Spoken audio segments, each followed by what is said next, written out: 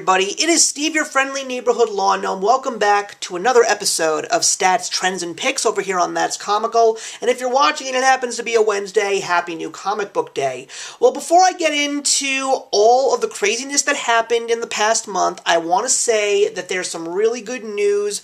I have been in contact with my That's Comical colleagues, and it looks like things are finally starting to allow everybody to get their heads above water and get a little bit of time to breathe, and that means recordings will be happening. So I'm happy to announce that in April, Andy and I are going to get together and finally get back onto the road to Blackest Night and 2015's Secret Wars over at Marvel for Ultimate Journey. We're very excited to get back into this after waiting such a long time, and I am waiting to hear back from Cammie for a couple of projects that we're working on, as well as some really special treats that are in store for us in the second quarter of 2026. So good things all around.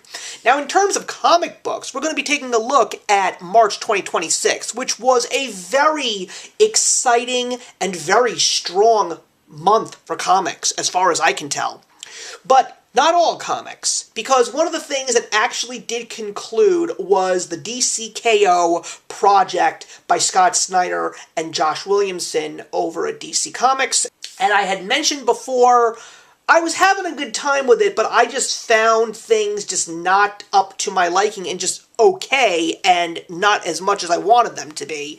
And even though I am going to be investing in some of the DC Next Level books, I actually reached out to my local comic shop and basically gutted myself from all of the DC books except for the 4 DC Next Level titles that I'm going to be reading, and those are Skottie Young's Lobo, which I already read the first issue of, which was good, but I'll be reading Jeff Lemire's Firestorm book. I'll be reading the Ice Cream Man team's Dead Man miniseries, and I'm looking forward to reading the Legion of Superheroes by Josh Williamson when it officially gets announced. But honestly, there was something that rubbed me the wrong way when DCKO finally wrapped up, and it was the announcement of what the end game is going to be for this DC All-In initiative, and it shouldn't be any surprise to any DC faithful out there, but yeah, it's going to end up in a Crisis event, and they also are announcing an Absolute Universe event at the end of 2026,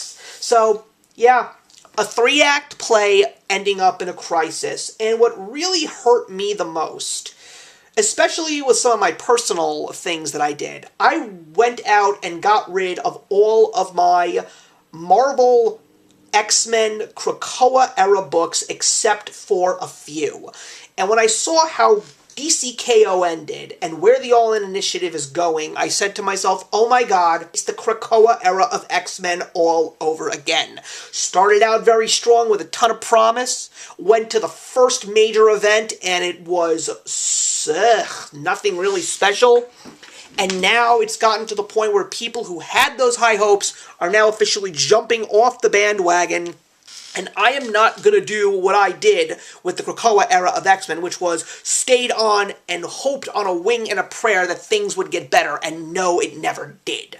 But I will definitely grab an issue here and there, but as far as I'm concerned, I have basically officially cut ties with DC, except for those titles that interest me, as well as the strongest DC All-In title right now, which I think is Jeff Lemire's JSA. I'm going to continue reading that book. I really do enjoy it a great deal. So how did everything do in March of 2026? Well, we definitely saw the Image and the other conglomerate titles going neck and neck with each other, with a total of 46 comic books. But as I told you, take a look at what happened with DC. DC went from one of the larger quantities of my purchasing all the way down to only 9 books. And if we take a look at the percentages, look at this. Under 20% for DC. And DC had been riding high over 20% for months, even years. Only 8.7% for Marvel. But when you take a look at other conglomerate, almost 37%, and for Image, almost 35%. Look at this graph, guys. I told you that things were going to start shaking up, and oh boy, have they shaken up. Look at that blue line. That's DC Comics. It is now officially heading towards the bottom of the barrel along with Marvel. Another interesting thing that happened this past month was the speculators market, and it really upset me. It's actually a video that I'd like to do with Cammie or some other members of the team in the next couple of months, but the speculators market has gone completely haywire. When you take a look at books like Dork and White Sky, then there was the Vault comic, the start of a new miniseries called Nectar. I didn't even know this book was coming out until the day before the day of its release, and everyone talking about how this is going to be the next big thing. And I said, you know what? I'll go to my comic book store, and if there is a copy of Nectar #1, I'll pick it up. And it turned out, right when I got in there, didn't even need to look on the racks, because the guy who ran my comic book store was telling someone about how his store only ordered 5 copies of Nectar because nobody requested it, and then the day before New Comic Book Day, he got over 50 calls saying, I want a copy of Nectar #1. So there was no way I was going to get it. So I did go on to eBay, and thank God, unlike Dork and White Sky, I was able to get a copy of Nectar #1 for a decent price. And you know something, guys? I'm glad that I did, because I really enjoyed the first issue of this 4-issue miniseries, and I immediately reached out to the comic book store and said, hey, I'd like to read the rest of this story. So I'm glad that I at least gave in to the hype of Nectar, because I thought it was a pretty strong start to a very interesting miniseries. So that was pretty much what March was like in terms of news. I mean, we also had some other really cool things like the Superman-Spider-Man crossover, first of 2 books like Batman and Deadpool, and that was really exciting. But, of course, more announcements came that we're going to talk about a little bit later in just a couple minutes. So, for the first week of March 2026, I rejoiced because of the fact that one of my favorite titles of 2025, as a matter of fact, my favorite title of 2025, officially returned for the second story arc. It was Mad Cave Studios, David Pepose, and David Tinto, Speed Racer #6. This was such an amazing start to another great story arc. Very, very emotional. Something that I did not expect. And just recently found out that David Pepose and John Lau are officially concluding their Space Ghost run. I'm glad that David Pepose is still here, because I don't really know what's happening with Captain Planet over at Dynamite Entertainment, but Speed Racer is back. I'm excited for another really strong story arc. This was a great read.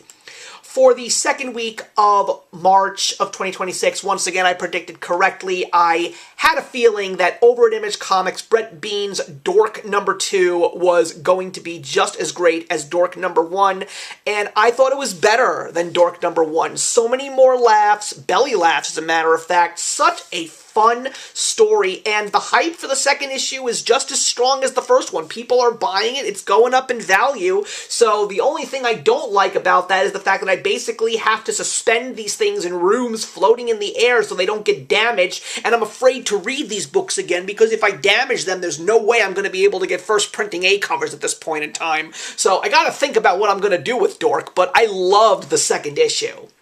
For the third week of March of 2026, I thought that it was going to actually go to the title that always gets me excited every single month, and that was over at Image Comics, Energon Universe, Josh Williamson's G.I. Joe #20. This was a big issue. The cover says it all. Duke was going to be meeting Optimus Prime, and based on what happened in Transformers issue #30, I was really curious where this story was going to go. But it ended up not being my favorite book, but it did end up being my second favorite book of the week. I was really happy to say that even though it didn't go to the Energon universe, at least it went to the Ghost Machine universe over at Image Comics with Geiger issue #22 by Jeff Johns and art by Gary Frank. The story arc that we're in the middle of right now is so interesting. We're getting a couple more clues about the unnamed war through some time travel events with the Northerner, and I'm just really excited to see where this story arc is going to end and what we have to look forward to. But this was a very emotional issue, and there was just something about it. It had a little bit more heart than G.I. Joe #20, which is why I chose this one for my top pick. And for the last week of March of 2026, I thought that I was going to be giving it to Tony Fleecs and Trish Forstner over at Image Comics with Feral issue #21. The big exciting thing about it was that it was going to be a silent issue starting the brand new arc, and more importantly, there was going to be a really awesome thing that we were going to see in this book. And that last page, yes, it was exciting. I was very happy to see what I saw as a fan of them and this universe, but it didn't end up being the number one because I was thrown for a loop. We still went over to Image Comics, and we ended up giving the top spot to High Street, number 11, over at the Ghost Machine universe by Geoff Johns and Ivan Reis. I did not expect what I got out of this book. Like Geiger, an emotional book with this brand new story arc called The Butcher of Hyde Street. And once again, it's taking Hyde Street into very interesting directions, and there were some cliffhangers that I did not expect to see in this book. So this got the top spot just because of the overwhelming surprises that I got within this book. I mean, the surprise that I actually love Hyde Street as much as I do, not being the biggest horror fan, is a large surprise within itself, but every single time there's an issue that comes out from Hyde Street, there's always something interesting and something new and something fresh. Geoff Johns is writing a lot of great books, but Hyde Street is definitely one of his biggest standouts. So that was how March of 2026 went. What are we looking forward to in April of 2026? The start of the second quarter. Well, I am definitely excited that we're starting off with a 5-week New Comic Book Day month. And Free Comic Book Day is right around the corner, so there's lots to look forward to, but I am actually looking forward to every single week of April because there's so many great things. I mean, one of the few things that I'm really excited about, even though I don't read the title anymore, the first week of April is going to give us the 50th issue of Batman Superman World's Finest. I have not been reading that since the We Are Yesterday tie-in to Justice League Unlimited, but I just want to join in the celebration, especially with Dan Mora coming back to the book with Mark Waid. I just want to see what happens in this 50th issue celebration. It's a landmark. I never would have expected this title to go on as long as it did, but I definitely want to celebrate along with everybody else. And we also have the first of a 5-issue miniseries. I'm not going to be putting this book up as a runner-up for top pick, but the Ghost Machine official guidebook, number 1, is also coming out in the first week of April. And the exciting thing about it is, if you've never read the Ghost Machine universe, it's a great way to get started because you get to learn about all the characters. And if you are a Ghost Machine fan, it's really cool to just capture the entirety of this universe in a bottle so you can learn all about these characters. And the most important thing, what makes this book so special, is there's going to be a lot of first appearances and cameos of brand new characters that we haven't even seen yet in the Ghost Machine universe. So I would highly recommend, as a fan or someone who's never read any of the titles, pick the Ghost Machine official guidebook up. 5 issues, $3.99 for each one. I think it will be worth it. But the number 1 pick of the first week of April, of course, is going to go over to Mad Cave Studios and Speed Racer number 7. I just love this title. I love what David Pepose has done for Speed Racer. And like I said, based on what happened with issue number 6, I cannot wait for issue number 7. For the second week of April of 2026, there are some really cool things starting. We've got the brand new Jeff Lemire DC Next Level title, Fury of Firestorm, which I'm excited to check out. We've also got the brand new story arc over at Mad Cave Studios for Dick Tracy, number 16. Really looking forward to getting back into that. Another thing that's actually happening this week is the Thundercats Silverhawks 15-issue crossover is officially starting this week. And we also have to tip our hats over here at That's Comical to Declan Shalvey and Drew Moss, who will be co-writing this crossover along with Ed Bryson, because last week, the last week of March of 2026, they officially concluded their Thundercats run over at Dynamite with 25 issues. On a whim, I decided to pick up issue number 1 in 2024, and never would I have imagined this book to be not only as good as it was, but to go all the way to 25 issues. get a sister series in Thundercats Lost, only to find out that the Silverhawks title would eventually cross over with it. What an amazing accomplishment for Declan Shalvey and Drew Moss. Kudos to you, gentlemen. I was so happy to be a part of this amazing Thundercats run. But the number one book of that week is going to go over to Image Comics and Dork number 3 by Brett Bean. I mean, I love this book. I'm really curious to see what's going to happen with this issue. Is it going to skyrocket in price like the previous two? Do I have to put it under glass? We'll find out, but I'm really looking forward to reading another issue of Dork.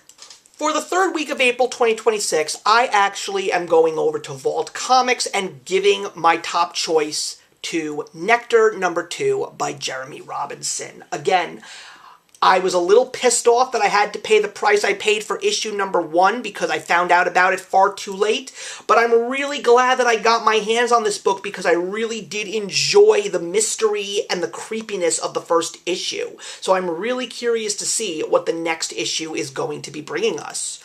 And for the fourth week of April of 2026, I'm going to be giving my top choice to Marvel Comics, but no, it is not the Spider-Man-Superman crossover. It is their strongest book, probably the only good book that they currently have right now as an ongoing series over at Marvel Comics, and that is Infernal Hulk number 6 by Philip Kennedy Johnson. I have been loving this series, and this is going to be an exciting one because just on the cover alone, you know, how could you not be excited about Infernal Hulk versus the Hulkbuster? I mean, that is just a cool thing to see, and I'm really hoping that, based on what I'm seeing in the cover, that this really does deliver. And for the fifth and final week of April of 2026, there are so many good comics coming out, even though it's a small comic book week. If I could, I would give my top choice to every single one of them, even The Ultimates 23 over at Marvel Comics. But it's still going to be a possible tie because of the fact that there are two Image comics that are concluding their runs in the very same week, and they are two of the strongest books that Image Comics has. So it's a tie right now between Rick Remender's The Sacrificers issue number 21, the final issue, as well as Robert Kirkman's final issue of Skinbreaker with number 8. These two series were game changers. I am so glad that I wanted to read these two because The Sacrificers has been one of my favorite reads since it first came out back in 2024, and I never looked back, and every single issue just made you feel something, whether it was incredible or uncomfortable. And Skinbreaker, just beside David Finch's art, the story is just quick and easy and emotional. I am so happy that I got invested in both of these books, and they're both, I hope, are going to conclude on a high note, and if they both end up being my number one, a tie is never something that I do not welcome. So that concludes another episode of Stats, Trends, and Picks. Thank you very much for watching. Please leave a comment in the box below. How did your March 2026 go? What is your overall feeling about DCKO? Is there anything that I might have missed? Did you get into the hype of Nectar as well? Also, what are you looking forward to in April of 2026? Are you still all in with DC Comics? Are you still excited for what Marvel currently has coming out? And what about the indie circuit? Tell me, I really want to know. But until then, everybody, I will see you in the next one.